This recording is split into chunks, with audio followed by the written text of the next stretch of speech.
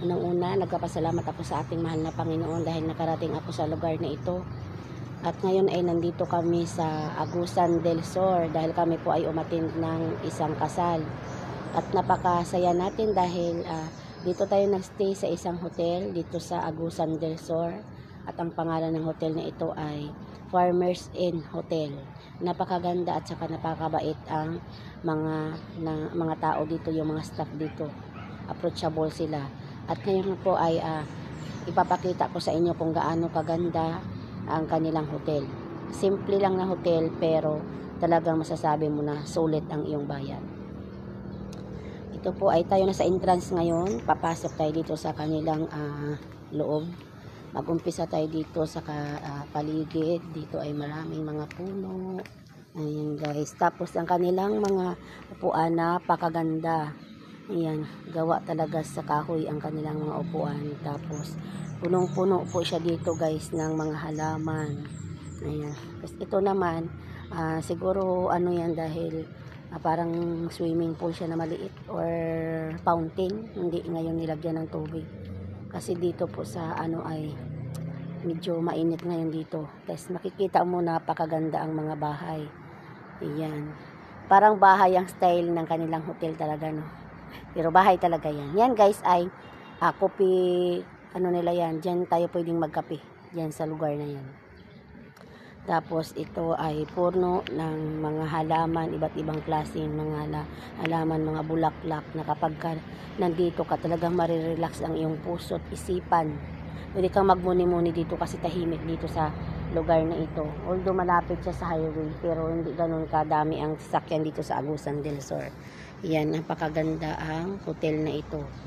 Tapos yung mga tao dito, talagang marami naman din ako napuntahan ng hotel. Pero syempre, bawat napuntahan natin ng hotel, kakaiba yung mga ugali ng staff, di ba? Dito approachable sila. At ngayon, nandito lang tayo sa labas muna dahil mamaya ay itutur ko rin kayo doon kung saan yung kanilang canteen. Yung parang kanilang kinakainan dito. At saka sa hotel na ito, mayroon din silang sariling bar and restaurant hotel ang natawag dito guys. So dito tayo, ipapakita ko sa inyo kung gaano kaganda ang mga halaman. Ayan, dahil tayo po ay napakahilig natin sa halaman, mga bulaklak, napakaganda.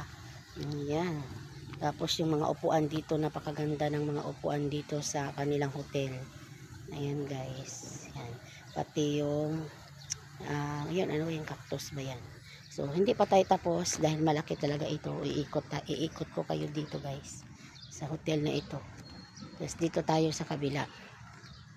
Ayan, nakikita nyo yung halaman. Ang ganda. Ay, so, ganyan. Ang ganda-ganda ng halaman. Tapos, ito pa guys. Ayun, ang ganda-ganda ng mga halaman dito. Tsaka na-amaze ako sa kanilang mga upuan. Kasi dito sa Agusan del Sur, dito talaga nakukuha yung mga kahoy na malalaki na ginagawang plywood sa Manila. Pagdating sa Manila, mahal na ang plywood. Pero dito sa Agusan del Sur, napakamura dito ng mga upuan na kagaya nito. Diba? Nakaka-amaze siya, no? Ayan, masarap tumira dito guys sa Agusan del Sur. At saka yung mga tao dito, napakabait ng mga tao dito. Pagka nasalubong mo lang sila, babatiin at ngingitian ka talaga nila. Ayan. Ito ang mga halaman dito. Ayan. Tapos ipapakita ko rin sa inyo ngayon. Ito, nakaka-amaze. Diba? Ang ganda-ganda ng kanilang mga sala dito. Ayan, mga upuan nila dito ang gaganda. Pwede ka ditong unwind dito, yan. Kung gusto niyo mag-usap-usap, gusto mo mag-worship sa ating mahal na Panginoon, ayan, mag-usap-usap kayo ng mga kaibigan mo dito. Maganda dito. Ayan, guys. Dalawang seat siya ng upuan. Napakaganda ng upuan na ito. Ayan. Murang-mura lang dito, guys, mabibili. Dito sa lugar na ito. At ito pa. Ang ganda din ng halaman, no? Tapos, ang ganda ng kanilang suit room. Yan ang suit room nila. Tapos, ito pa guys, may ibang klase pa siya na style ng upuan at saka lamisa. Yan. Ang ganda ng paggagawa. Napakaganda. Nakaka-amaze siya. Tapos, pagdating dito, may mga halaman ulit dito. Yan.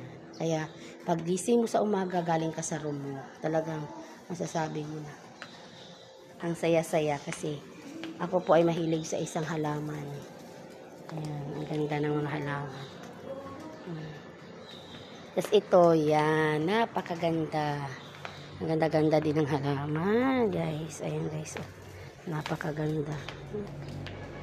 Ang ganda-ganda ng halaman.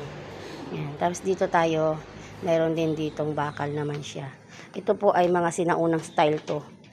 Yan. Pero syempre, no, talagang ano na siya, napakatagal na yan ang lamisa na yan.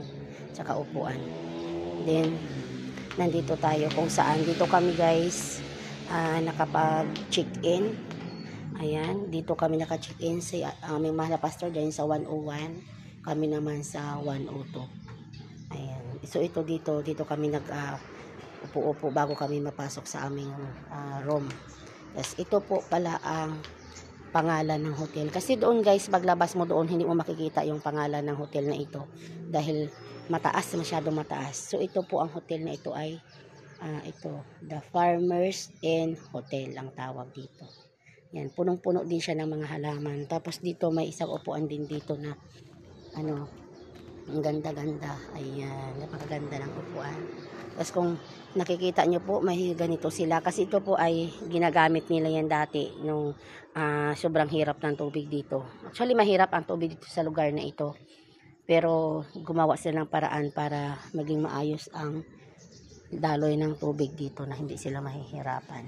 Ayun, ipapakita ko sa inyo yung taas. Ayan.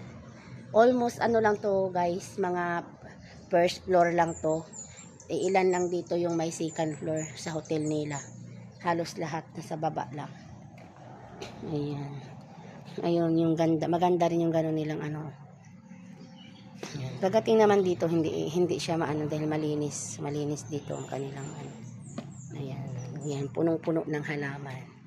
Ayan. Kaya kung halimbawa man, kung gusto nyo po pumunta dito sa lugar, sa Agusan del Sur, at naghahanap kayo ng hotel na gusto nyong puntahan dito, i-search nyo lang po yung Farmers Inn Hotel. Napakaganda at sulit po ang inyong bayad dito. So, ayan guys. Dito tayo sa loob. Pasok dito tayo sa loob guys. Ayan ang aming inuupuan dito sa umaga. Napakatahimik. Tapos sila guys ay may mga ganyan din yan. Complete. Dito nakalagay yung kanilang ito ka pwede magtanong. Ayan. Tsaka sila guys maganda. Maganda talaga sila. Ikaw inaalala ka nila tuwing umaga. Pag good morning, ganyan. So ito na nga po. Dito kami na pastor namin nandito naka-check-in sa 101. Kami naman po ay dito naka-check-in sa 102. Ayan. Paikot-ikot lang po yan. Ayan. Tapos ito po ay mayroon silang second floor sa taas. Ilang room lang din doon. So, ipapakita ko sa inyo guys yung aming room kung saan kami naka-check-in.